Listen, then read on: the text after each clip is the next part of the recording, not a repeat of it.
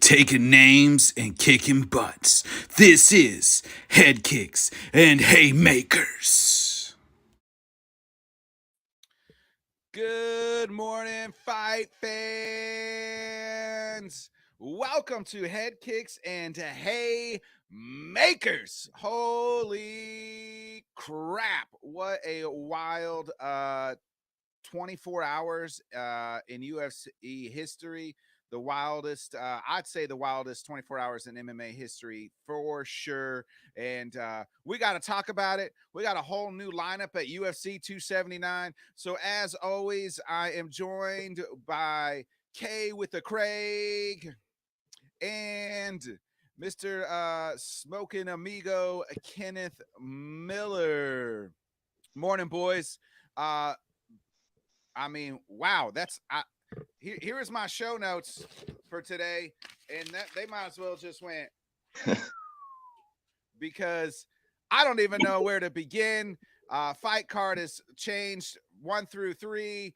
The only two that have stayed the same is the bottom half, and only one fight has made of all the 5 fights is still the same at the same weight class. I mean, absolutely insane. Before we start breaking down, I'm going to rewind for everybody what has happened in the last 24 hours or so at UFC history. So let's start Thursday night. That's the night of the press conference.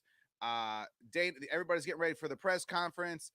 Poor Leach has got his wit. If you catch it, Leach is going to get Lee Jiliong, the Leach. I'm just going to call him the Leach for now on because it's way easier to say. But the Leach has got a fresh suit, his first suit of his life, pressing it. He's ready to go.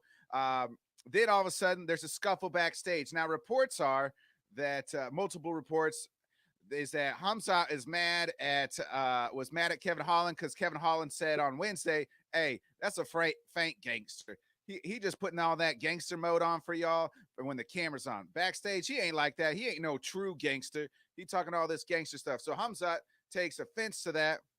They start beefing, and allegedly Hamzat's manager or Hamzat kicked square in the chest to Kevin Holland. They get into it.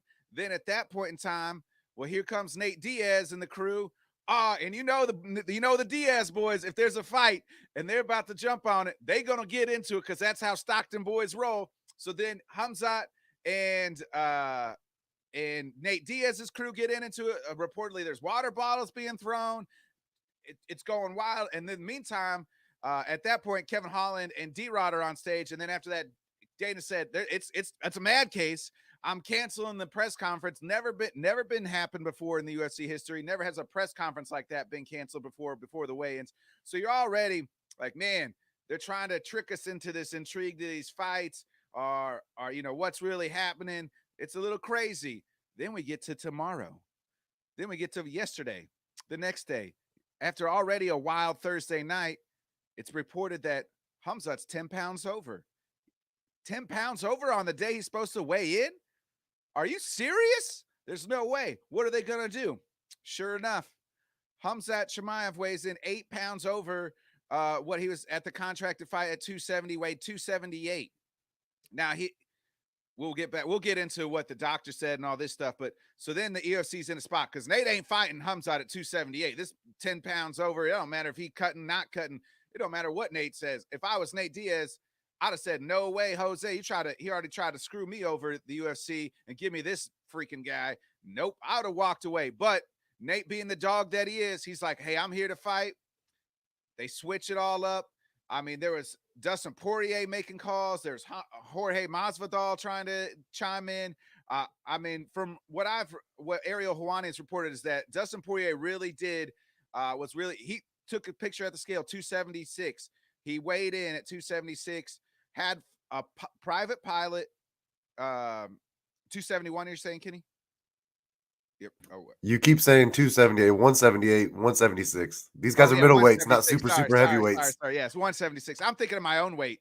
176, and was ready to roll, and had a private pilot ready to fly him to Vegas. Had wheels on the ground. He was ready to go. Could we get Poirier Diaz? That's the fight that should have been made. No.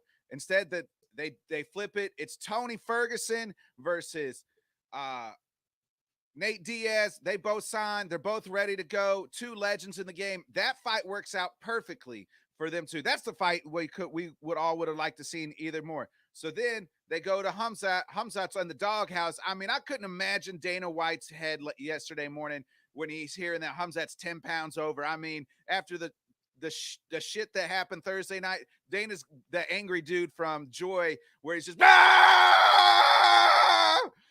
smoke going through his heads. And now it's Hamzat fighting Kevin Holland. So now not only fighting backstage, now we get to see the fight in the front stage. We'll get into all the picks and things like that. And now poor Leach, he has to fight a guy who weighed in 10 pounds heavier. He's fighting D-Rod. And I love what the Leach said. Per his manager, he tweeted out this: hey, there's been some real talks about who's real gangsters. Just remember, there's only one guy who signed on the dotted line who weighed over 10 pounds more than me this morning. And the Leach is still ready to go. The Leach is getting screwed here more than anybody. Had the fresh suit, couldn't even talk. He learned English to talk at the press conference. He was ready. He's been prepared. This was going to be the Leach's time to really, for the national audience, the so-called casuals. And the Leach is now he's fighting a guy that's going to weigh probably 20 pounds more than him, fighting D-Rod at another certain catch weight. 4 fights on this card are catch weights. This ain't even a real pay-per-view card. I guess 3 fights, and then you have the Diaz, Tony and Nate did weigh in at 170. I mean, boys. Whew. Craig, what's your initial thoughts here on the craziest 24 hours in MMA history? So it was wild, man. Yesterday, I'm spending most of the day at work, and every time I'm looking at my phone, it's just something new. I'm catching up, with updates. I'm catching up from you guys, and I mean, it was just a wild day for UFC yesterday. And I mean, the way that it all started out with the press conference being canceled, it was like, man, this card is already kind of, seems like it's like kind of getting out of Dana's hands, I guess you'd say. And then whenever I found it out from you that Chimaev was reportedly 10 pounds over, like 2 hours before weigh-ins, it was like, man, what are they going to do? This whole they set this card up to where the co-main was not good enough to just replace the main event. You can't scratch it. So what the heck is Dana going to do? I'm glad they worked it out, man. I mean, like I was telling you right before we went live, I feel like the fights on the card are not bad. They're no worse or better really than what the fights we were going to get originally. I like Nate and Tony fighting a whole lot better than I like Nate and Chimaev fighting. It just makes sense for Nate and Tony to be fighting. But yeah, man, it was a wild deal. I'm just excited that we get to do a show, and we got a card worth doing a show for this morning, Kenny, what's your initial thoughts here before we? My initial thoughts are, if we're going to go full WWE, then let's just do it. Let's take all 6 of them dudes, go straight up tornado match, throw them all in the cage at one time with all their teams. One team leaves alive, and that's it. Man, go ahead. I was going to say, it was literally just a meme that said WWE should do surprise walkouts. I saw the meme, and I was like, oh, and that's almost exactly what this is. Like, oh, you guys, you came here to prepare, but wait, it's like, you're going to fight this guy instead. And then you got Teddy Long out there. Hey, playa, you're going to fight with the Undertaker in a tag match. Like, that's exactly how I feel about how things went down. No, we had talked about Thursday. As soon as the press conference stuff happened, you said, man, this feels like a work. And it's like, man, it kind of does. They're trying to sell the card. And then everybody starts missing weight. And then people start missing weight. Not just, it's crazy. Chimaev, man, he's 8 pounds over. And then Holland's fighting a catch weight at 180 and just happens to weigh literally exactly the same that Chimaev weighs. That's, listen, you guys know how I am with the tinfoil hat. I will throw a conspiracy theory out there. But my goodness, I'm glad it worked out the way it did. Diaz gets the retirement fight that he kind of deserved. I'm not saying he's going to go out there and just clean up Tony. I mean, Tony's going to be a hard out too. He's kind of in that retirement age as well. This could be a retirement fight for him. But he said he thinks that he is still competing. And so, Tony's going to go out there and try to prove something. So it's going to be a much better fight than going out there against Chimaev, especially Chimaev 10 pounds heavier. Like we said in group, he's going to be 20 pounds, 25 pounds heavier on fight day. And that's not That's not going to be good for Nate. So I'm glad that things kind of worked out the way they did. You got to think Dana took care of Leach, right? On the contract side, if he's going to go out there and fight D-Rod last minute, 10 pounds heavier. I mean, D-Rod might put it to Leach, like you said, we'll get into picks later, but definitely the wildest 24 hours in history that didn't involve a single punch being thrown. A boot to the chest, but not a punch being thrown. I was gonna say, what kind of extras you think Dana had to throw into some of these contracts to make it all work? Well, Holland said he wasn't doing it without a main event. They made him the co-main, so I mean, at some point, you got to think that he got an extra kickback in there somewhere. Yeah, I'd say all these boys got the bag besides Chimaev. And let's hey, here's my question. So when you miss weight, 30% of your purse goes, right? What happens if you miss weight and then you rearrange your schedule for a catchweight fight that now you didn't miss weight because it was at 180? So does Chimaev not get penalized at all now? I don't know. That's a good question. We'll find that out. I That think is a good question. I don't know how that works. I did see Chimaev said, which I don't know if you actually did or not, but he said that he offered his entire purse to Nate to keep the fight. For Nate to just take the fight, but Nate said no. Well, yeah, because he's going to make more money in the title fight after he beats Nate when he weighs 275 pounds walking in there. Yeah. So here, let's back up. Let's kind of break this down for each of the fighters, like at least those 6 fighters, and how it affects. Let's start with Khamzat Chimaev here. This was supposed to be this whole week was the Khamzat Chimaev like plate platter to the championship, right? Hey, Khamzat, just come in, handle business, destroy Nate for us on his way out. So he ain't making no money. His stock goes down. You're probably going to fight for the title. You beat Nate Diaz. We talked about it last week. We've talked about it several times. You fight Nate Diaz and beat Nate Diaz. Somehow, some way, your next fight's a title shot. And Nate Diaz ain't been ranked in like 10 years. But somehow, some way, that's what happens. So this was Khamzat's like prime time, first main event. And I don't care. Allegedly, he says that the doctor told him to stop cramping. He was cramping and told him to stop cutting weight.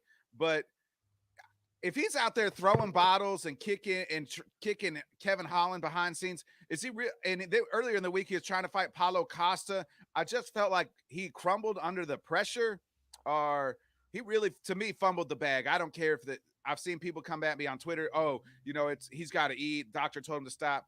Hey, I ain't seen no footage of nothing. Joe Luzon put a whole video of him cramping and his leg not being able to get up on his own YouTube to show, hey, I can't even fight. I can't walk. Same with Cowboy when he canceled his fight. He showed that he was sick. We haven't seen or seen anything about Khamzat, just that Dana said, and who knows that, Dana will probably cover for Khamzat because they still believe he's a huge star, even though he fumbled the bag on this one. Can he, I mean, Khamzat screwed this one up, screwed the pooch here? Man, not completely. I won't say it's like screw the pooch to where you can't come back from it because wins can come back from anything. But as far as the trajectory that he was on, I mean, that's got to be changed at some point. He's been talking about wanting to be champ of welterweight and middleweight.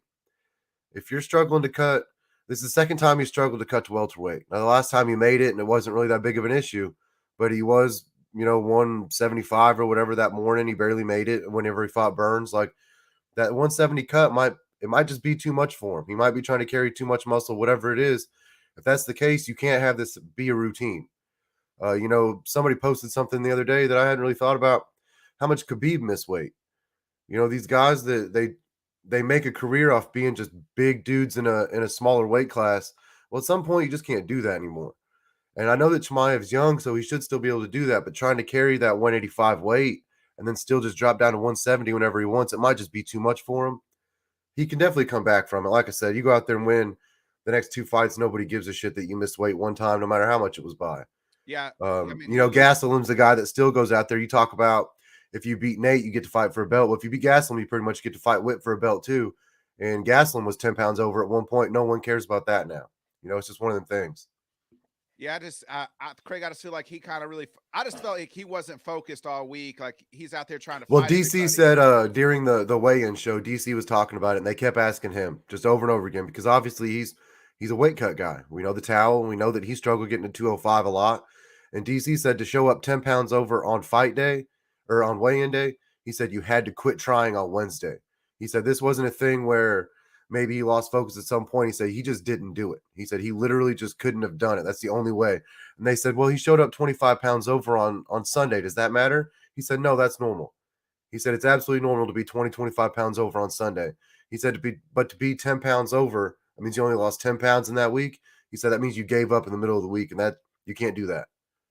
Yeah, Craig. I mean, I feel like if he did give up, then he should have said something to Dana, and this could have been handled quicker yesterday. Like, hey, I ain't gonna make it, and they could have got other plans and card made. Because we've seen that stuff happen in midweek and change, and people take fights on 5 days notice. It's hard to do it in 24 hours notice, but they somehow, I mean, they're able to flip this card around. Also, like, he wasn't acting like he was remorseful, right? Like, he went on that scale, gave everybody the bird, was just chirping. Yeah, still chirping. He had a smile on his face when they said 178.5, dude. I was gonna say he kind of had that smirk as he walked off the scale, like he didn't care. And I mean, if he's gonna play or become that heel, then I mean, I guess that's the part that Chimaev is gonna play. But I mean, I'm with Kenny. I think he can bounce back from this, but he's got to just. You can't. I think in his head he wants to be champ, and if you look at him, I mean, he's 8.5 pounds off, and looking at Chimaev yesterday, I mean, that's 8.5 pounds lighter, man. He's got to get to, and he came out and said, "I'm not here to kill myself on the table. I'm just here to fight guys." If that's the case, then stop trying to bully the guys that are smaller than you and just start fighting up. You know what I mean? And I think that's what he's going to do. I definitely think the kid's got a lot of career left in him. But yeah, I mean, the whole card almost fell through, and he's 100% at fault for it. So you can definitely say he kind of screwed the pooch here, but I also definitely think he's got a lot ahead of him.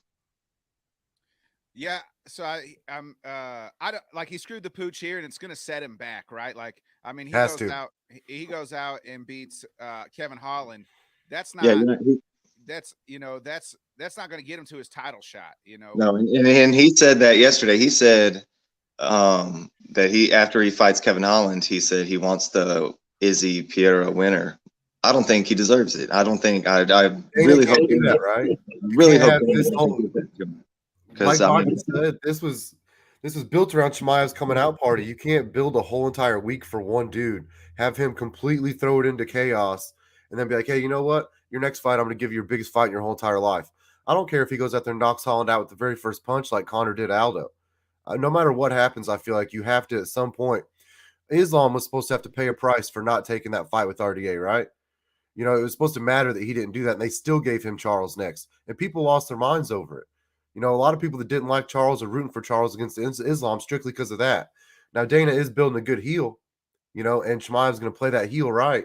But you can't just reward that shit. I mean, it'll sell a lot of pay-per-views because people want to see him lose. Think about as much as people want Izzy to lose now if he fought Chimaev his next fight.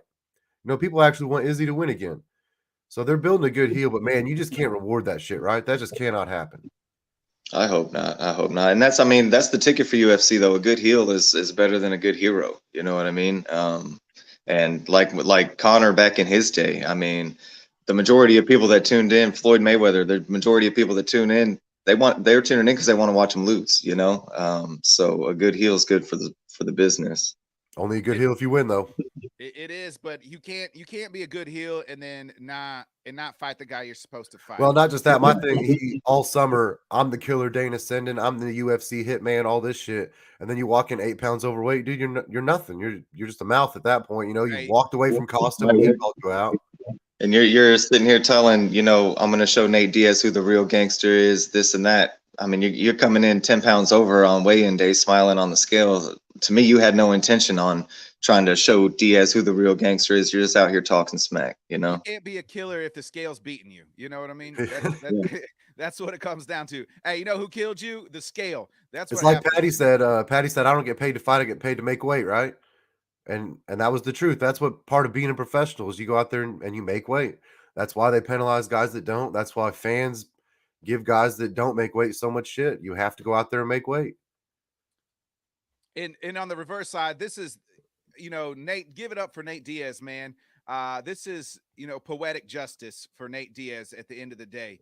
Like, Nate took this fight, didn't want to take the fight, told people that, hey, I still don't want to fight this guy. I don't want to fight him. This ain't the fight I'm supposed to have, but they trying to end me here. But hey, it's kill or be killed. I'm gonna try to kill him, and he's got the pressure. Maybe Nate was right. He's got the pressure to try to kill the killer, and he folded under the pressure. Hamzat did, but now Nate gets an easier fight. I mean, Tony Ferguson's not easy even at this age, but now we get the two old G's fighting a fight that should have happened a long time ago. They even both kind of said it, a respectful fight, like, and I'm more excited, obviously, to see Nate and Tony here. I think that's a both win for them.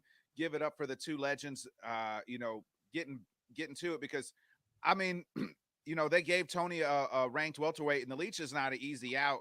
And I was going to pick the Leech to win that fight, just because Tony's been knocked out against these younger guys, but now we get to see him against an old veteran like Nate. This is the perfect fight for both guys. This is probably the fight that should have been made anyway, but they were trying to screw Nate on the way out.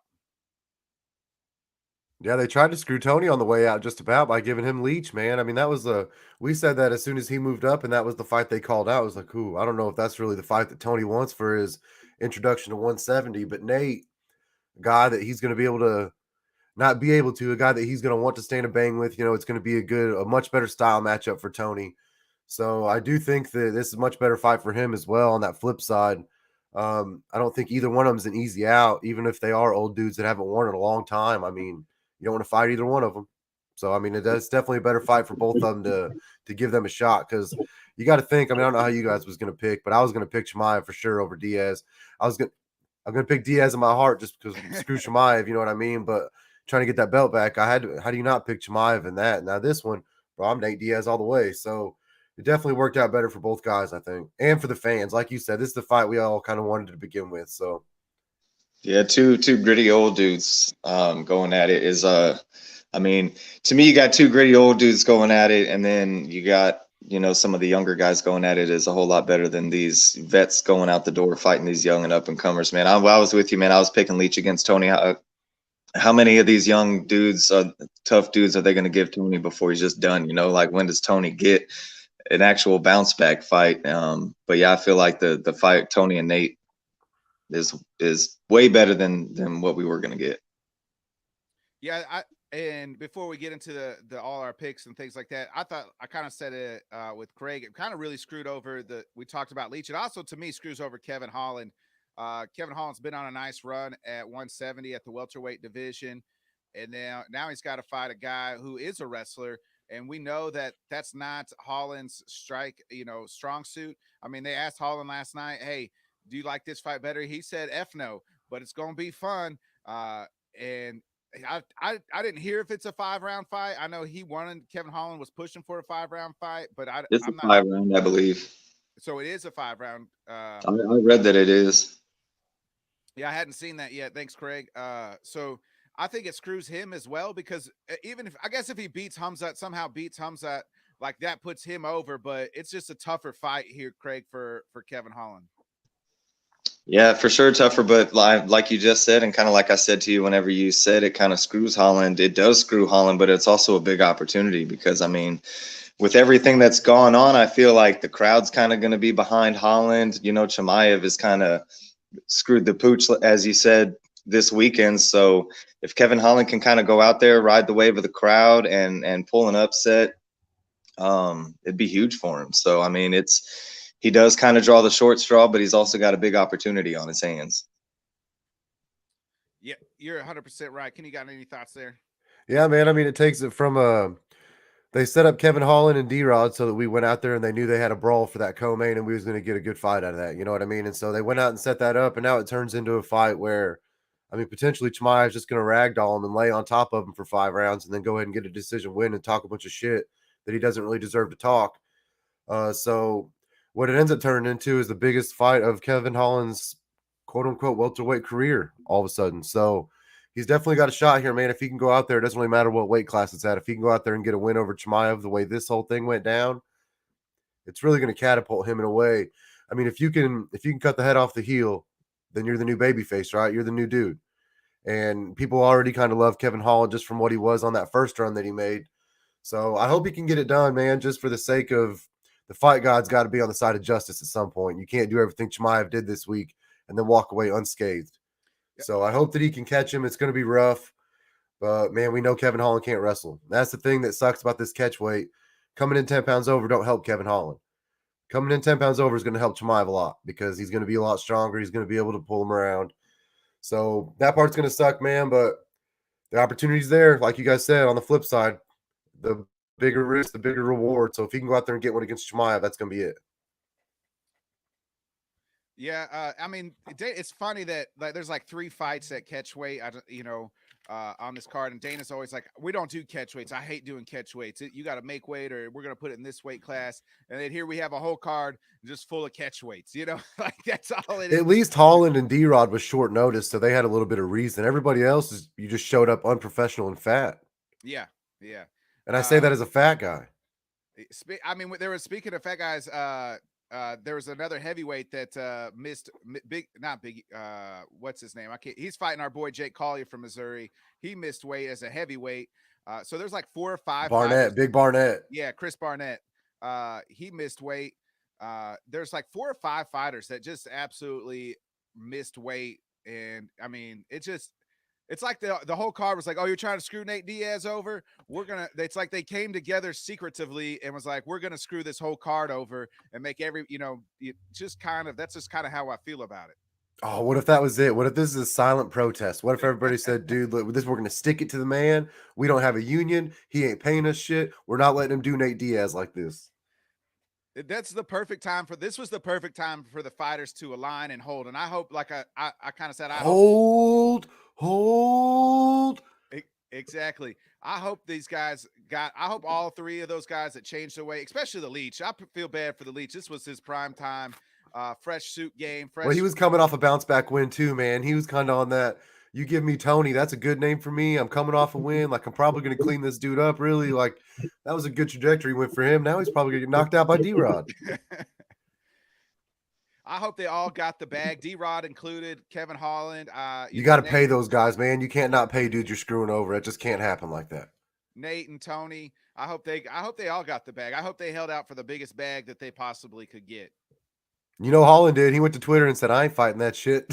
Next thing you know, 4 hours later, "Hey, I'm signed on a contract." Yeah, how'd that happen? Exactly. Hey, if somebody puts a big suitcase full of money down, I'm gonna have to. Listen, and it was mob boss Dana. It probably was a suitcase full of cash.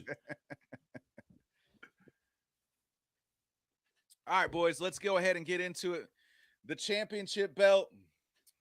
Now, I don't feel real comfortable as the champ putting my title on the line in this bullcrap catch weight stuff. It says right here on the Bodkin Show guidelines, I got it written right here. The belt will not be put online when there's 3 catch weights. The co-main, main title, all are changed around. I'm not properly prepared to put my title on the line, and you guys are just throwing me out there trying to screw the champ over. I know y'all went to Dana, said, "Hey, let's screw this over. Bodkins is the champ. We got to get our belt back. We can't let this guy run around." But I'm not putting this belt on the line. Not on this card. No, I'm unprepared. It's unprofessional, and you guys can't make me. It's in the bylines of the show that I don't have to put the title on the line when it's 3 fights have been shifted. Let me tell you something, sir. You can take them bylaws, you can crumble them up and throw them over there with your show notes because that belt is always on the line. The champ is refusing to put the title on the line. You can't strip it from me. A real champ is not scared. Nate Diaz said in the presser yesterday, he said, "I don't train to fight somebody. I train to fight anybody. That belt's on the line. The champ is always ready. Anytime, any place, anywhere. That place is today. That time is now." No, I'm not putting this belt on the line. You guys can't make me. The guidelines of the Bodkin Show says here, we follow rules on this show. We follow rules. Listen, we're going to make some picks. Me and Craig's going to come over and take that belt. That's how this is going to go. You have so you spend dead hands. Listen, tell Dina we're sorry. How long did it take you to get your hands on that belt? It took you like 2 months, and then now you're gonna like write some crazy bylaws just so you can't. He finally got it back. Now he's gonna hold it hostage. I am, baby. And the next card, you'll see some different tricks. I'm writing the rules as we go, baby. That's how it happens. This ain't going nowhere. No, he's gonna come in next time like Nancy Kerrigan and Tanya Harding with a knee to the or a pipe to the knee on somebody and say, "Hey, the main event got changed. The belt's not on the line anymore. Somebody got hurt." Boys, Next boxing show, he's showing up on crutches. Listen, wait till you see what I do to the intro video for the next boxing show. He don't put that belt on the line. I'll put it on the line in honor of Nate Diaz, anytime, any place. In honor of the Stockton boy, I'll put it on the line. I don't feel great about it. I feel like it's a handicap crutch match. I feel like they're trying to screw me over on my way out. I feel like I'm stone cold, and I got to get through 28 guys to maintain my title, but I'm still gonna do it, baby. Listen, I'm Undertaker. This is Hell in a Cell. This is what you got to do. You want that? Keep that belt. Yeah, I was gonna say if you're gonna be Stone Cold, then you 100% have to do it because Stone Cold ain't bitching out on nothing. Listen, if you win that belt back, you come out tomorrow, you clap 2 coffees together and pour them on yourself. You win that son of a bitch. I ain't pouring coffee on myself. I gotta cancel the show. I burnt myself. All right, boys, let's go ahead and start making these picks. Breaking down this card. I'll put the title. Unfortunately, I guess it's 2 against 1 here. I'll put the title on the line, even though bylaws be bylaws, and you guys are just listen. If 2 guys don't got the belt and 1 guy does, it's always 2 guys against 1. That's how this goes. I mean, what a wild scene. So here we go, boys. The first card. The only card I feel like this fight hasn't been talked about enough, maybe because the other 3 fights have just been a crap show. But Craig, one fight that's stayed the same is in the light heavyweight, Johnny Walker versus Cutabella. They both made weight. Johnny Walker's the dog here at plus 180. Cutabella's minus 220. Last time we saw Johnny Walker, he was doing this number when Hill knocked the weed out of him. Johnny Walker said he quit smoking weed and quit doing CBD for this fight. He's ready to go and all prepared for Cutabella. Johnny Walker's ranked number 13 or so, maybe number 15 in the light heavyweight division. Craig, who do you like and how you see this fight going? So I'm kind of torn on this fight. Like you said, last time we saw Johnny Walker, it was big tree fall hard, and I mean he was falling straight back, knocked out.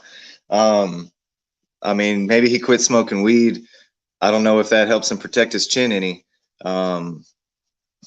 But man, Cutabella might be my least favorite UFC fighter, and I don't really know what it is about the guy. I mean, I kind of know what it is when he comes in the octagon all bully style, trying to intimidate guys, trying to scare guys. To me, that stuff works when you're in the rookie ranks, but when you're up here, man, you're not scaring these boys in the octagon. I've always just kind of hated his style, but man, it scares me because if he does anything well, he comes out in a hurry and he throws heavy hands, and Johnny Walker is very susceptible to a guy like that. I think that's why Cutabella is the favorite here. But I'm going to go with this smoke-free Johnny Walker tonight. I'll take the dog in this fight, mostly just because I just can't put myself behind Cutabella. So Cutabella he's lost 3 of his last 5 fights. One win was against Devin Clark. He lost to Ryan Spann. And for some reason, he fought Monkhead Ankalaev twice, like back to back, and lost both of them. So, and then he has a draw in there as well. I mean, I was surprised. Maybe people forgot about Johnny Walker and like how good he can knock people out. I was surprised to see Johnny Walker be the underdog in this fight. But it's not like he has been on a run either. He's lost 4 of his last fights. We talked about the Hill fight where he got knocked out in the first round. Lost to Thiago Santos. I mean, who he's losing to isn't like, like they're good fighters. He's losing to bums out there. That's the thing with him is when we saw the best of him, I feel like it was against the guys that were unranked. And once he kind of made the rankings, he's looked a little bit susceptible against the higher end guys. Yeah, I think that's probably why he's the dog in this fight. It's probably going to be a barn burner, man. I mean, both these guys are going to come out swinging. And we got a little special guest picker here, the lovely Ray joining us. Probably the smartest one in the studio now. So, I mean, And then we're looking at Johnny Walker. Before he got up into the rankings, he was absolutely on a roll. And now he's, the dog here, Kenny at Cutabella. Who do you like in this fight? Hey, you're muted. I didn't want you guys to do a baby crying. It's all good. Johnny Walker got put on a meme last time out, and so it's just kind of hard for me to go ahead and pick him. I've kind of been off the Cutelaba train ever since he fought Ankalev a long time ago, and I just didn't like the way the whole thing went down. I thought he kind of too much on the antics. But I'm gonna go ahead and pick him in this one. I just think that he does. I think Johnny Walker's long, and I think he's strong, and I think if he can catch him, I think it's going to be. I think that he can maybe put Cutelaba. You know what? I've never done this before. I'm gonna take Johnny Walker. Johnny Walker's going to be my. I don't know if I'm gonna take him to be anything. I'm gonna take Johnny Walker to beat Cutelaba though. Now I just decided he's gonna knock him out in the second round. Hey, Ray whispered that to him. Daddy, pick. He just got a tip. Ray's like, nah, bad pick, Dad. I said Cutelaba and she started kicking me. I said, "Oh, sorry, baby. I didn't know you was a Johnny Walker fan. So we're gonna go ahead and take Johnny Walker blue now." I would say she the Johnny Walker the fighter fan or Johnny Walker the. Listen, she saw me grab the Johnny Walker bottle whenever she was growing up. She said, let's stick with Johnny Walker, Dad. I'm kind of with you guys here. Johnny Walker, I just think he's going to return. I mean, like I said last time we saw him, he'll kick the CBD and weed out of him. He says he's ready to go. Cutabella's, they're both kind of on this losing streak of not a lot of wins. This fight's going to be kind of under the radar, but it's a nice fight, I think, to start the card off. Two light heavyweights, Cutabella trying to get into the rankings, Johnny Walker trying to defend his ranking here at I think he's 13 or 14. He's at the bottom half there. So I'm going to lock it in, boys. We're all in on Johnny Walker. Hey, these are the fights Cutelaba loses, right? I feel like he gets these chances to get in the rankings a lot, like every other fight, basically, and he just can't win these ones. It seems like these are the fights he goes out and loses. I think if he tries to take Walker to decision, I think he's going to get beat just with the length of Johnny Walker. I think it's a lot to deal with. I don't know. I don't know if I see this one going to decision. I think, Cutelaba usually comes out quick. I feel like somebody's getting knocked out in this fight. Yeah. And they've both been caught before. I mean, their chins have been tested and failed the test. So yeah, and light heavyweight though, it's kind of like heavyweight. What goes around comes around. It's going to get you eventually. I mean, when you got dudes who are as big as they are, it's easy to get knocked out at that weight class. So we get into the first catch weight. I believe it's supposed to be a women's bantamweight fight, and Aldana, who's 13-6, she's the favorite here versus Chasson, who's plus 155. Kenny, who you like in this fight? It was supposed to be a nice, both these girls were ranked here, and it's supposed to be a nice little bantamweight fight here for these women, but for some reason, I think it was Chasson I can't remember if it's Chasson who. Yeah, no, she's big, man. That's bantamweight's always kind of been hard for her to get down to. She's not necessarily struggled with weight cuts, but she's talked about it before that 135 is kind of struggle for her to get there. I was gonna pick her anyway before she ended up missing weight, but if you're gonna give me the bigger girl and she missed weight and they're still fighting, I'm definitely gonna take her. She's big, she's long, she doesn't really have finishing power to the extent, but she's got finishing effort, and she does and she is a good striker. So I am going to take her. That's no offense to Aldana or nothing. I'm just give me a Medican. Craig, what's your thoughts here on this fight? That one of the fights that stayed the same, just changed the weight class. Yeah, so I was kind of on this Chai-Son train a bit too. She's the dog in this fight, but she's won her last two fights and she was dogs in both of them. I feel like she's got something to prove. She is long. She's good on the ground, but missing the weight cut makes me worry a little bit, because if I had any worry for her in this fight, it was the cardio. If this thing went to the decision, and if she's been struggling to get the weight cut, I don't know if that's going to help her or hurt her. So I'm going to take this fight to go to the decision, and I'm going to take Aldana. I think it's a double-edged sword, ain't it? Like when you miss weight, it either means you didn't work hard enough, so your cardio is bad. But if you make the weight, did you drain yourself too much? So are you not going to make it? So it's did she save herself or did she hurt herself? It's what we're going to find out. Right. And the size and the weight for the way she fights, I think is going to help her. I mean, I was back and forth on this one. I mean, it's a pretty good fight. Like I said, Chaisan, she's kind of on this underdog run right now. And I was going to take her to keep it going. But yeah, if this goes to decision, I'm going to take Aldana. Her striking and her takedown defense is pretty good. So I think if it comes down to a judge's decision, I think she's going to take it. Yes. So Macy Chasson's ranked number 10, and then Aldana is ranked number 4 here in the women's bantamweight. I pulled up the rankings there real quick to make sure I had it right. And then let's see. So I don't really. I mean, like you guys said, it's tough not to take like the heavier fighter. It means two things. I think it being a 3-round fight, I'm leaning towards Chasson, but I mean, both these girls, it's like I mean, last time, let's see, Aldana has lost. They both lost to Rockwell Pennington. Aldana lost to Holly Holm, so she's been in that kind of gatekeeper role here. So you guys are both on Chasson. I'm gonna take Aldana. I'm giving, just I'm as on the Aldana. huh? I said I picked Aldana. Oh, you did. You pick it Aldana. Oh man. I'm gonna go with you, Craig. I'm in on Aldana. I think she can do it.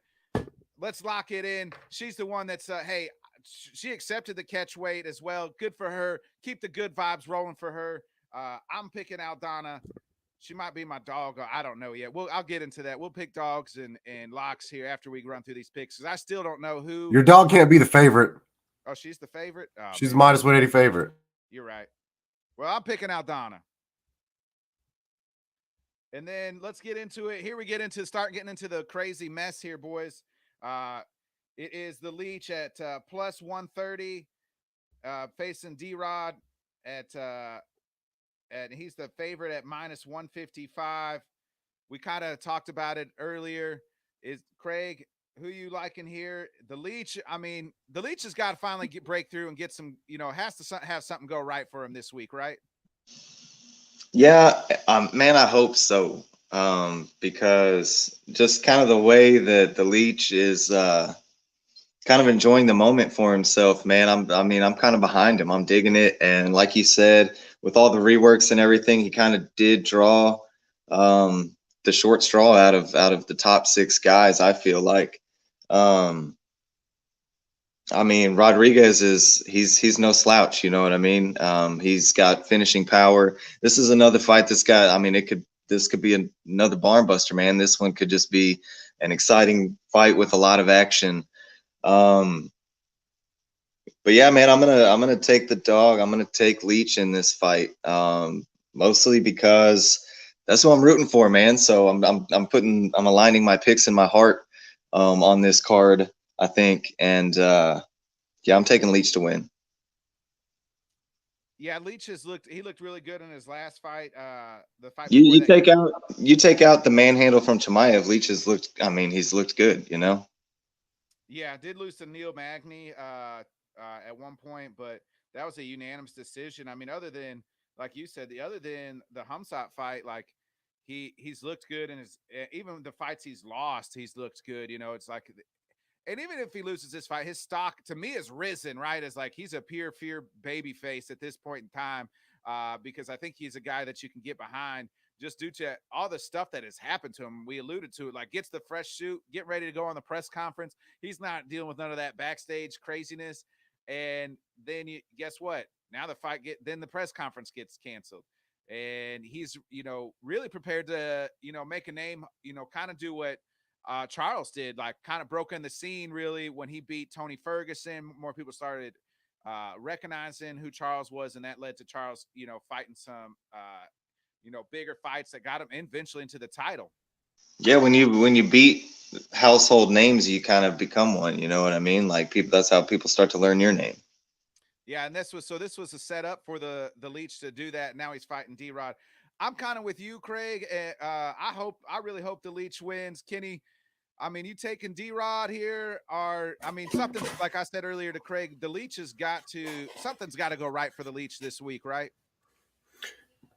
Yeah, I mean, you want to pick Leech, sticking around, taking the fight. Definitely fighting a bigger dude. I'm not going to take the Leech.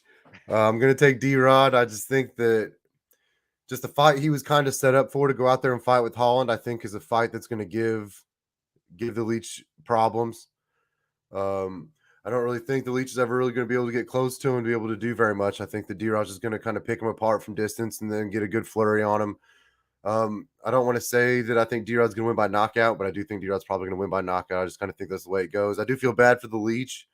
I just think this fight's just kind of set up the week set up for him to be the best feel good story there is from the card if he was able to go out there and get that win and kind of keep that trajectory going.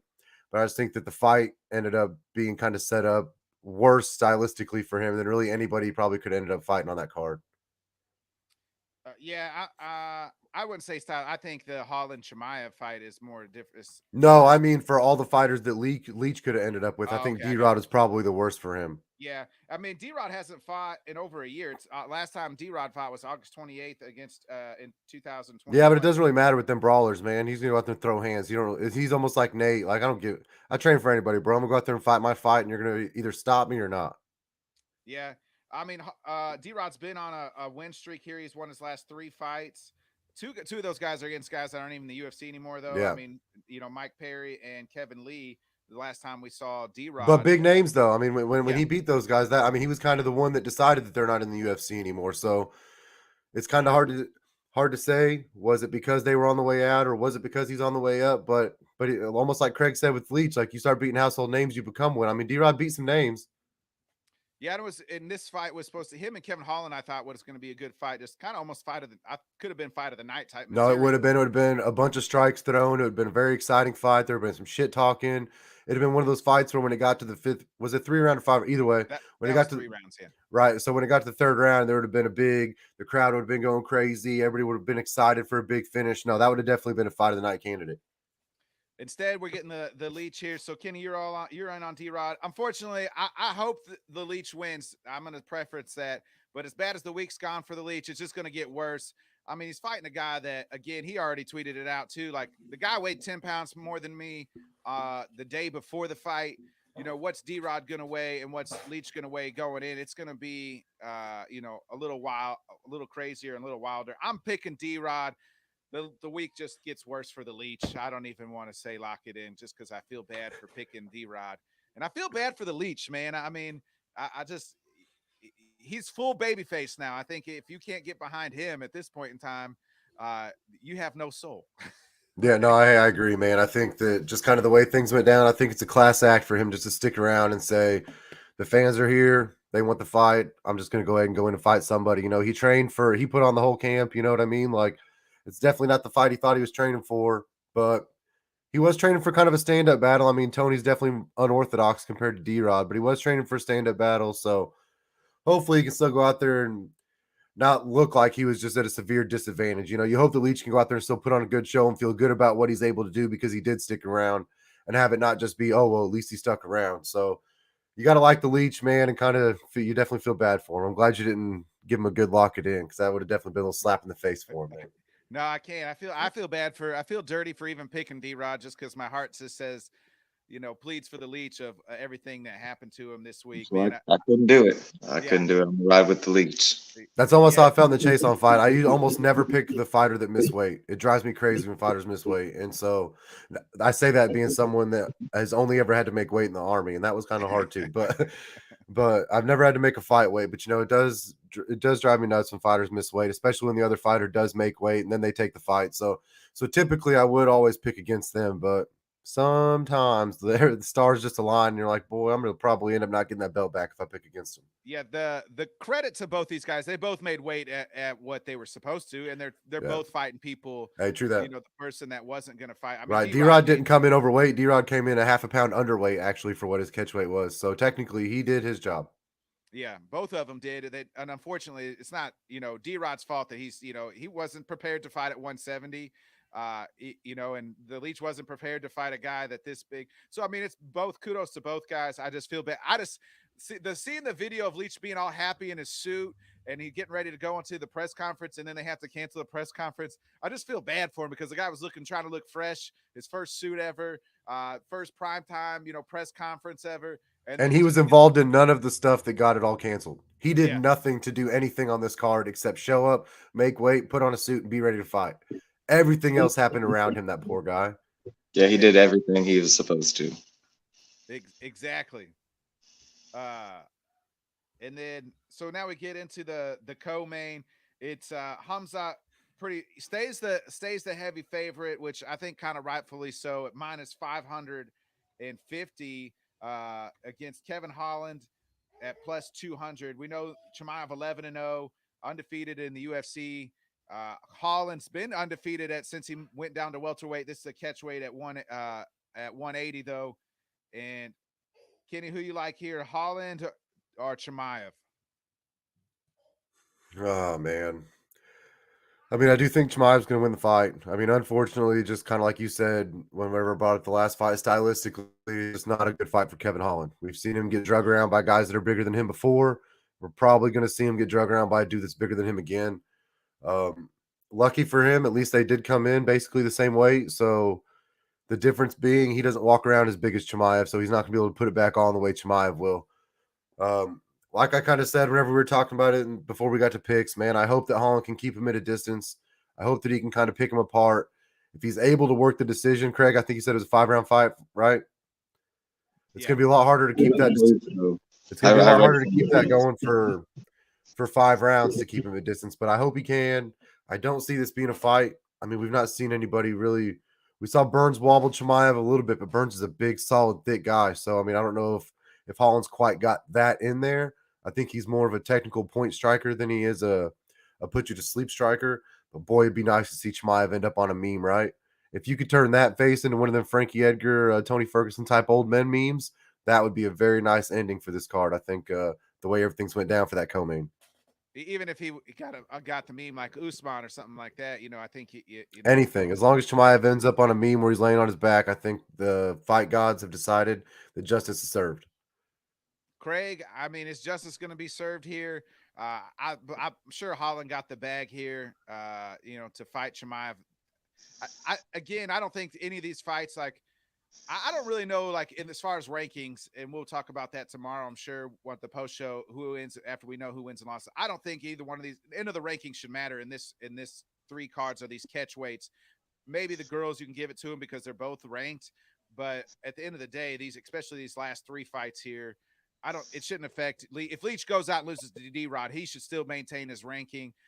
Kevin Holland should get her, but if he gets mauled here by Chimaev, his next fight should be a welterweight ranked fight.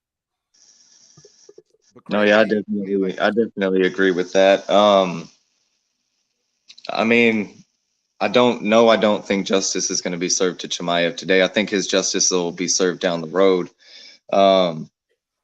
But man, I hope Kevin Holland, I mean, can give him at least a beating in there. If he doesn't end up on a meme, I hope at least it's kind of like how the Gilbert Burns fight was, man. I mean, I know a lot of people, I mean, you give that fight to Chimaev, but man, that fight was a lot closer than people give Gilbert credit for. Gilbert, I mean, fought a hell of a fight, and I'd like to see the same thing out of Kevin Holland. Like you said, the big thing that worries me is just Chimaev's going to bully him around with the wrestling, and if Kevin Holland could keep it standing up the whole fight, I'd like his chances a little bit better, but I just don't think that he's going to be able to do that. So yeah, I mean, picks wise, I'm taking Chimaev, but my heart, man, I'm riding behind Kevin Holland, and his wrestling has gotten a little better, but man, this is a guy that's pretty dang good. So I think it's going to be too much.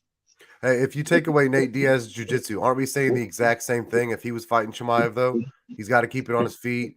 He's going to make him earn it. This is basically the same exact fight for Chimaev when you really boil it down, outside of the fact that he can take Holland down and not worry about getting triangled or rear naked choked. Yeah, it is. But kind of like I told Botkins, we were talking about it last week. The Chimaev Diaz fight, that was one of the things that worried me the most about Chimaev was you get in there and you start bullying a guy like Nate Diaz around, and next thing you know, you're tapping out. So I feel like that's something that Chimaev doesn't even really have to worry about in this fight. Well, and the same thing with Nate Diaz too, as far as the deep water rounds. Holland's cardio is going to be just fine. Now, we saw Chimaev gas out in a Burns fight, and that was a 3-round fight. So if this fight's going to end up in the 4th and 5th round, Holland is going to, I don't know, I'm not going to say fresh, but he's going to be much fresher than Chimaev if I had to go ahead and predict that. And so if we can get in that 4th and 5th round and if we can keep Chimaev from getting a finish in the first 3 rounds, and I think Holland's got a chance to kind of have that Nate Diaz, Leon Edwards almost type moment in those late rounds. If he can just get him wobbled a little bit, and then if he can get him wobbled and give him a high kick, then we got a real chance for Holland to get the upset here. Yeah, I like Nate's chances in deep water. I like Nate's chances getting to deep water a lot more than I do Kevin Holland. You can't finish Nate. That's the thing. We've seen Holland get drug around and get stopped, so it's a little different. Where Nate, like the doctor's the only person stopping that fight is the doctor or ref. Nate you ain't stopping it. So I think it is different in that regard. And we've not seen Holland perform in the 4th and 5th round the same way Diaz has either. He lives for that shit. So it's definitely different. But I do think the cardio is going to be there for Holland the way it would have been for Nate. Where if it goes 4 and 5, Chimaev's going to have to fight 4 and 5. He's not going to be able to just coast through there like he would have been with somebody else. He's definitely going to have to bring it in round 4 and 5 if he's going to get to the end of that fight. I think that's exactly why Holland said it has to be a 5-round fight, because I think he knows his best chances are later in the rounds in 4 and 5. If he can stay alive, keep his distance, use his cardio, and just try to keep his distance from Hamzat and his length, because he's longer than Hamzat. In fact, I'm trying to look I got the reach here. So, I mean, almost longer by 6 inches. That's a lot. That's a huge advantage. If Holland can keep that reach and just kind of piece him and move and piece him and move the first 3 rounds, and hopefully just kind of wear down Hamzat, which, I mean, I'm not saying that's going to happen, but that's his best path to victory. I mean, just get back up.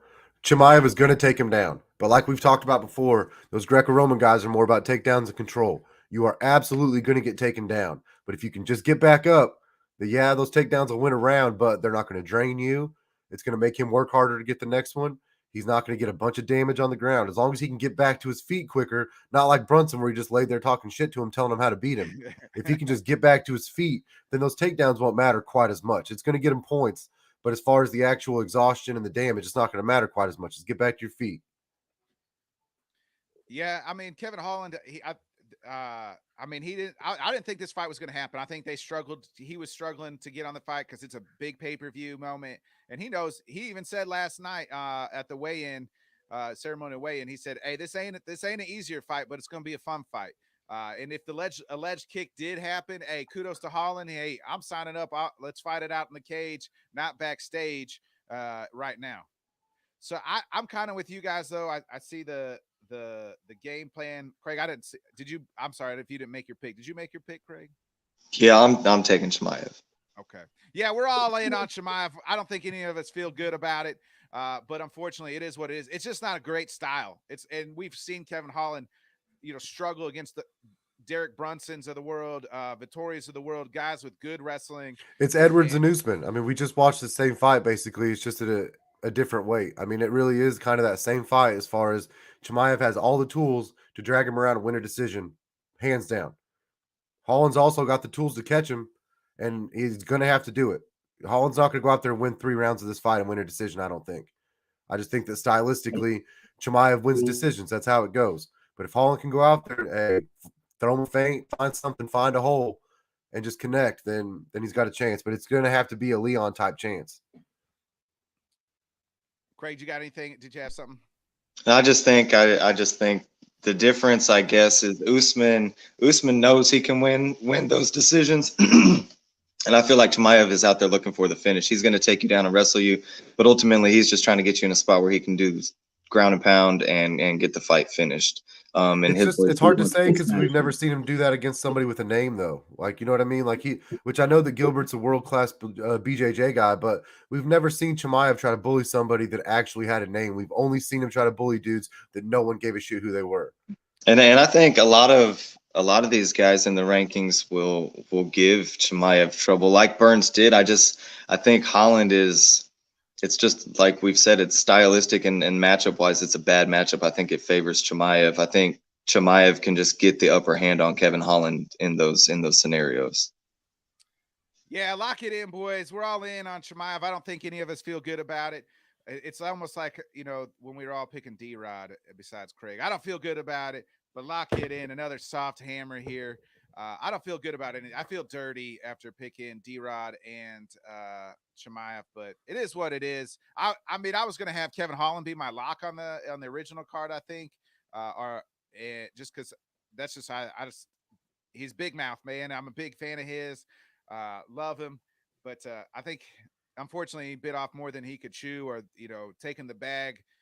But good for him. He's going to fight. I don't think his stock will decrease if he loses here, because he's just kind of nobody's stock. I think the only person's stock who's decreased is Hamzat's, right? Like as far as fans I hope wise, so. maybe even probably inside the UFC, his stocks had to went down where everybody else stock has risen just due to none of this was their fault.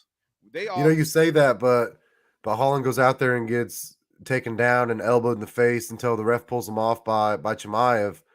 Holland's stock fell. You know what I mean? And it's unfortunate. That's why you got to give these guys the bag to get them to take that fight. Nobody's stock's fallen yet except Chimaev, but everybody's stock still has a chance to fall because no matter what, you go out there on pay-per-view and you get finished, your stock fell. That's just unfortunately the way it goes. And now we get to the main event. Boys. Nate Diaz, final fight on his card. Looks to be his contract expires next month. This is it for Nate Diaz right now in the UFC. Who knows if I think he's going to go fight Jake Paul and then make a bunch of money. And he'll probably come back to the UFC because he's still a star. I mean, people still love Nate Diaz. They even love him more now, I think. And it's versus the veteran Tony Ferguson, who's back at first time in like 15 years. He's back at 170. He's trying to restructure his career. This fight worked out better for Tony, and it worked out better for Nate Diaz. The fight gods looked out for two fight legends here. I mean, that's just what it comes down to.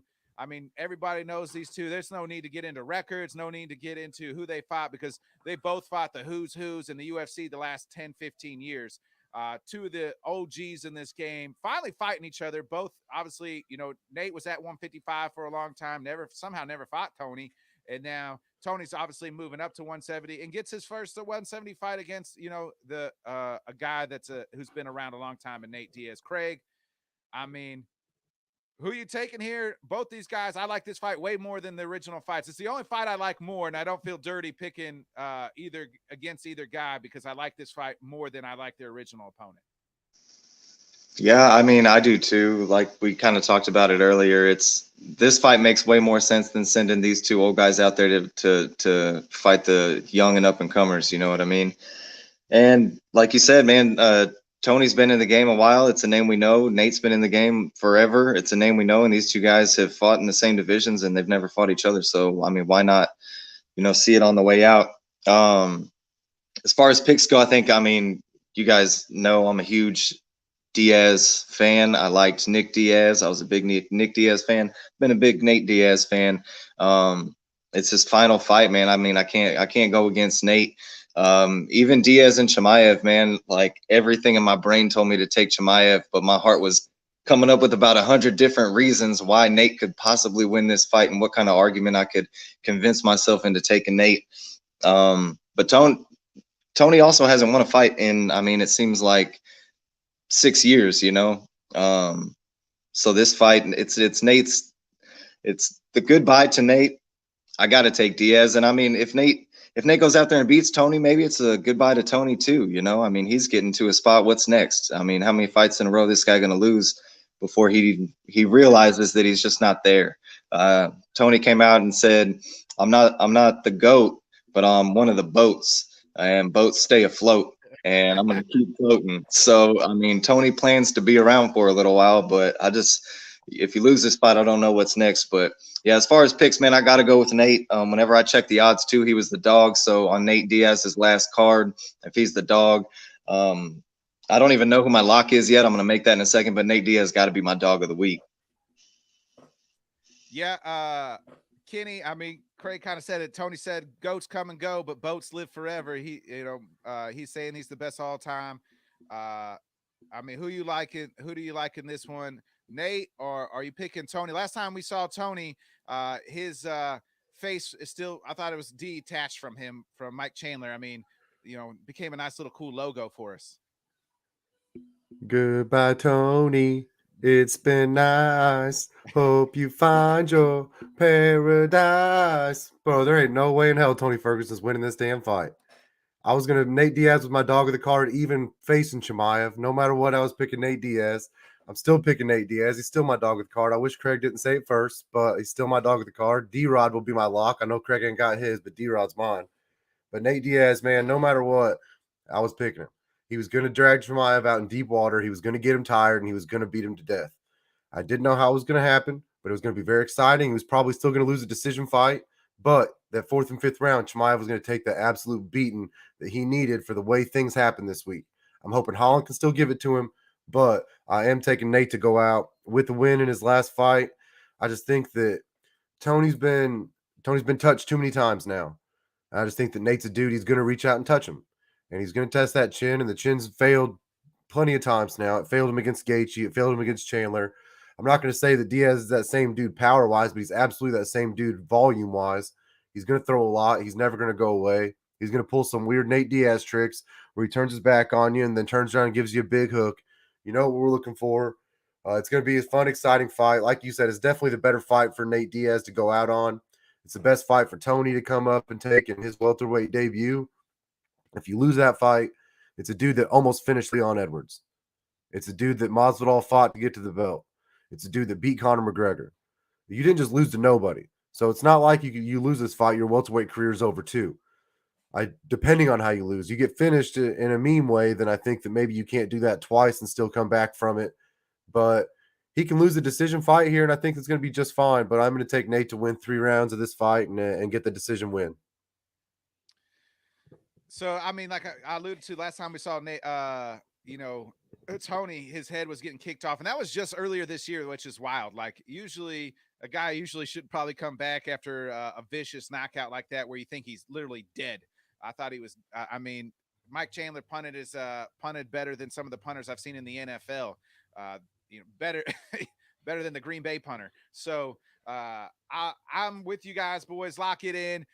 Nate Diaz, baby, the Diaz army rides again into the sunset. My dog, my pick, Nate freaking Diaz. I just think, like Kenny alluded to, we've seen the chin kind of go for Tony. And one thing that's credit to Nate is the chin has always been tough. You can't finish him. And you're not going to be able to finish. I don't think Tony's going to be able to finish him. I'm locking it in. I'm glad. That's fight of the night. Yeah. Yes, I believe so. I think it's going to be fight of the night. That's fight of the night. It's now that with them two legends, it makes you almost want to buy the pay-per-view. Give them, because they both get pay-per-view points out of it. And Tony, I thought that this morning when I woke up. I was like, I really knew that this was a card just out of protest, almost like the fighters missing weight. Out of protest, I wasn't going to buy it. Dana tried to screw Nate. He screwed us by making it a crappy card. I was like, there ain't no way. Now all of a sudden we got a decent card. We got legends fighting at the end. Chance maybe both guys lay the gloves down at the end. You know what I mean? Now obviously Nate said he wants to fight until he's 55 or whatever he said this week. But we might see both guys fight their last UFC fight. This is a much better fight for nostalgia factor. We always talk about there's a nostalgia pick. Well, this is the best one there is, because no matter what, you can't be wrong, and no matter what, you are right. If you're a big Tony Ferguson guy, you've got a million reasons to be. If you're a big Nate Diaz guy, you got a million reasons to be. And if you hate both them SOBs, you got probably a million reasons to do it. So I definitely think this is the way to go out, man. This is going to be a good one. You guys surprised? I was kind of surprised Nate is the dog on here. Yeah, me too. I honestly thought it'd be minus 120 plus 110 the other way, kind of, just strictly for the fact that Nate fights at that weight class. He's got more experience at that weight class. He looked better his last time out, and it's his last fight. I kind of figured that'd be the way it'd go. You got to think that these odds probably different by the time fights start, right? Yeah, I thought they might change, so I wrote these down last night, and I thought maybe, man, by the time we do the show, Diaz might not even be the dog still. I was kind of surprised, kind of like you said, man, because the last few times Tony's been out, he's just been made look bad by the guys at the top, and Nate Diaz has banged with the guys at the top his entire career. So I feel like to me, Nate Diaz, I would have him favored in this fight. But I kind of love the fact that he's the dog because it gives us a reason to take Nate Diaz as the dog of the week on his final fight. I mean, You almost think that was on purpose too, right? yeah, almost You know what I have mean? it I guess, the way, yeah. man. 'Cause that's who Nate's been his whole career. You know, he's just kind of been the The dog. ultimate dog has to be the dog in his last fight. It's just the way it goes. Right. Yeah, I was surprised too because, like you guys said, Nate's been there. You know, this is Tony's upcoming. He's lost his last 4 or 5 fights. Lost Gaethje, and then it was Charles, Beneil, Chandler. So yeah, his last four of his last fights he's lost. Those are all dudes, though, bro. Like, Yeah, those they are are. all No, absolute dudes, yeah, man. I mean, he's not losing into Right. you know, That's a rough. bottom I ranked mean, guys. when you Yeah. talk every week, it seems like you say, but so this dude fought the who's who. My God, though, I mean, at 155, is there a better who's who than that? And really, Khabib ran from him for a year and a half. For you, that Khabib would be on that list. Yeah, and here's the thing though, Tony's still talking about Khabib. I just There ain't no way he's bringing Khabib out of retirement. He says he's the only guy to do it. That's only because Khabib knows he's got 30-0, bitch. Don't do that. That's like the hang up in Tony's career. It's like he hasn't been able to get past the whole Khabib debacle, and he can't beat anybody else because he can't get Khabib off his mind. It seems that way. I allude that to light heavyweight champion who lost to Jones in the decision, and he's been on a Dominic downward Reyes, spiral. same thing. Yep. Yeah, he's so focused on this guy, and this fight went wrong, and that's all he talks about. And you know, still, I think it's like he's still stuck in 2019, ready to fight Khabib. Tony, man, we're 3 years past that. Like, that's because somebody in the gym still got to be saying, yeah, but you was just the interim champ, bro.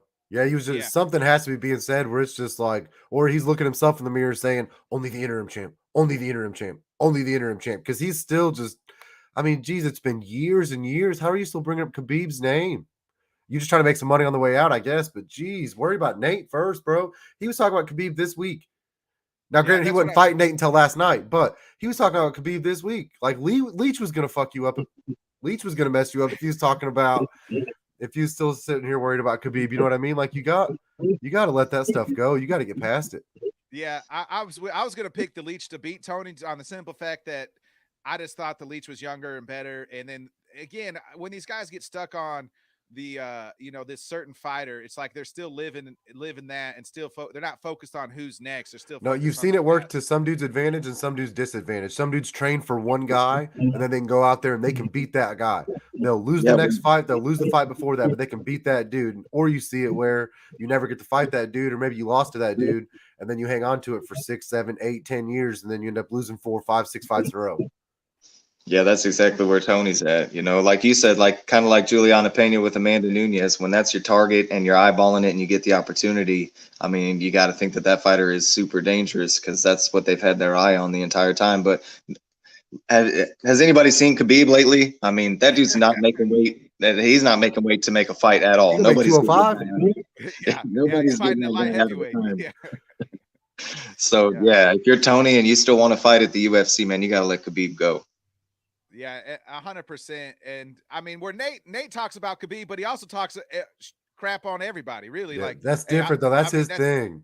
Yeah, Nate's been doing that his whole life, right? Like his whole life, it's crap about everybody. I don't care who you are. Well, and with Nate, he's got that one incident that gave him a little bit of bad blood with Khabib, and Nate's just not the type of guy to let that go, you know? Yeah, 100%. I mean, that kind of wraps it up, man. You got any final thoughts here? Oh, Craig, so who's your lock and your dog here? We got all three of us got Nate as the dog. Who's your lock of the card? I'm taking Johnny Walker as my lock here, over Cutabella, in the opener. I'm gonna stick with Johnny Walker as the lock. I feel like taking Chimaev as the lock is a cop out. I'm taking the Leach more with my heart, so I don't feel good about taking him as the lock. And I was really torn on the Aldana Chason fight. I'm riding with Aldana, but I think Chason's super dangerous, so I'm gonna take Johnny Walker as my lock. Yeah, I'm kind of with you. I'm gonna, again, I don't feel great about it, but I guess I'm gonna pick D-Rod as my lock. And no, I can't do that to the Leach. Man. Yeah, I guess so. I'm gonna pick D-Rod as my lock here. I just think the weight gain's just gonna be too big, too heavy. The Leach bad week continues. I hope I'm wrong. I really hope I'm wrong on that, but I'm taking D-Rod as my lock. You got any final thoughts before we get out of here, Craig? No, man, looking forward to the show tomorrow morning so we can, see how all these fights wrap up and talk about that. Because I think, in all honesty, they did everything they could to make it a bad card, and then it went to hell, and it's been rearranged. And I mean, with all the mayhem that's happened in the last 2 days, I look at the card and I feel like we're gonna get some pretty good fights. So I'm excited. Yeah, it's a weird card. It's a messed up card. But I'll still be and still in the morning, the champ, baby. That's because I feel like I'm being screwed over here. But what else is new? That they always try to The Leech is taking it home for me tonight. The Leech wins, and I think that belt's coming back here. So I'm all in now on the Leech. I think me and Kitty's only different pick was the Irene Aldana Macy fight. So I'm gonna need Irene to win and continue this great run I'm on, as I'm being screwed over here, having to put this title on this line on this BS catch weight card. That they should just call it UFC 279 catch weight. That's what this title of this card should be, because I mean, 3 of these fights are at catch weight. Nobody could have make weight. What is going on around there? Yeah, I mean, I don't know. Something's got to be done a little bit. And I don't know if you've seen the clip, but there's a clip a while back of Adesanya in the octagon post-fight talking to Dana about the punishments for dudes missing weight. I think he was talking about Romero, or maybe it was Costa. I can't remember. But he was talking about somebody missing weight.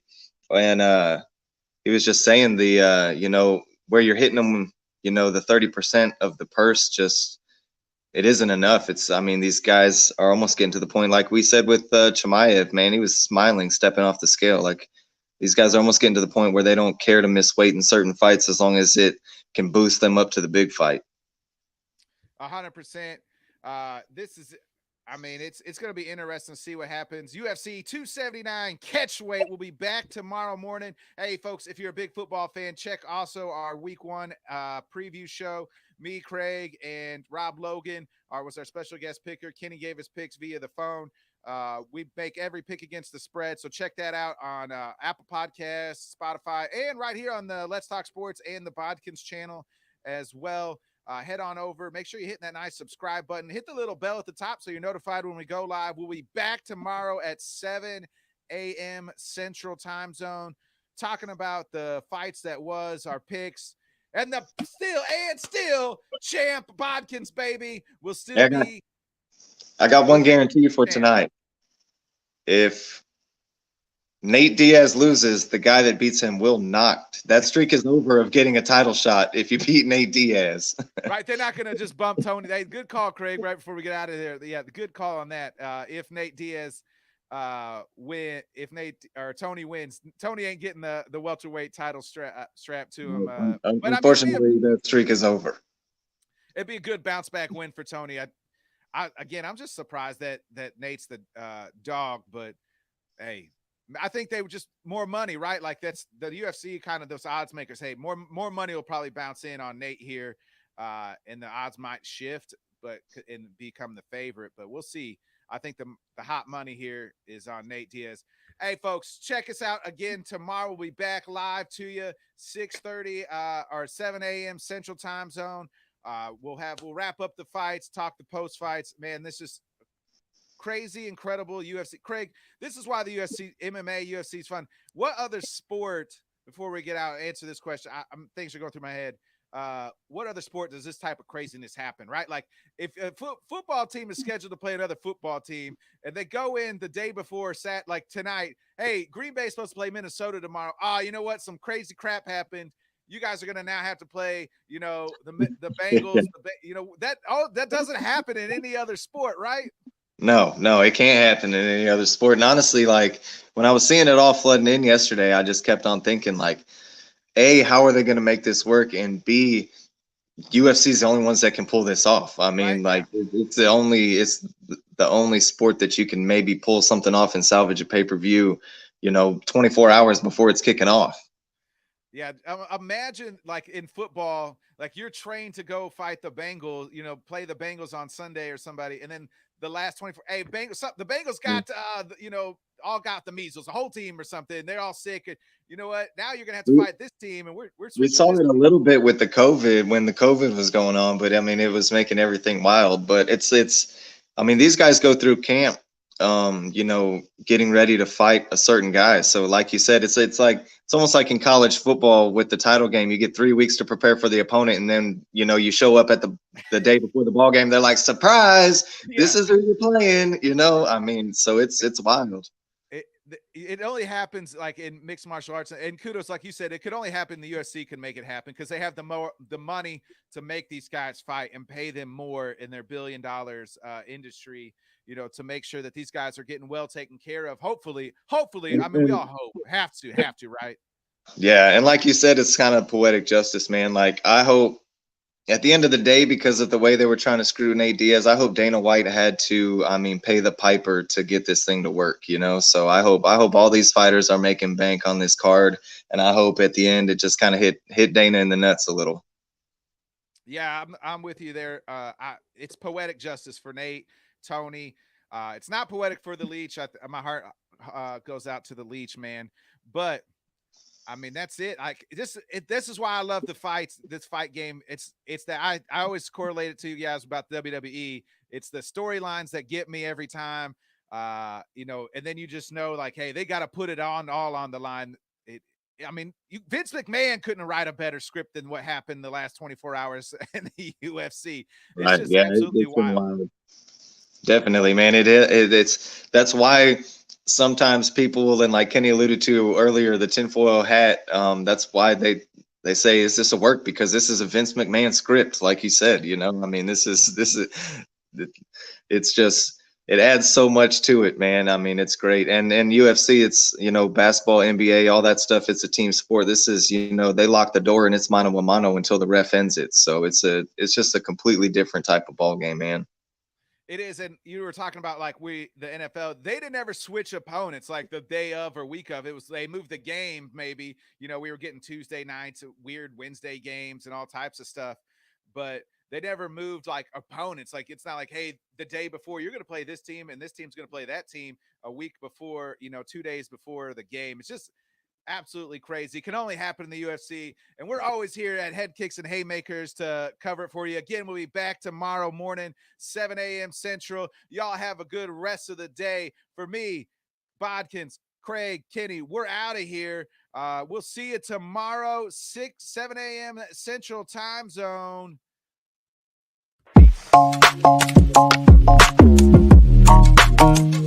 Peace.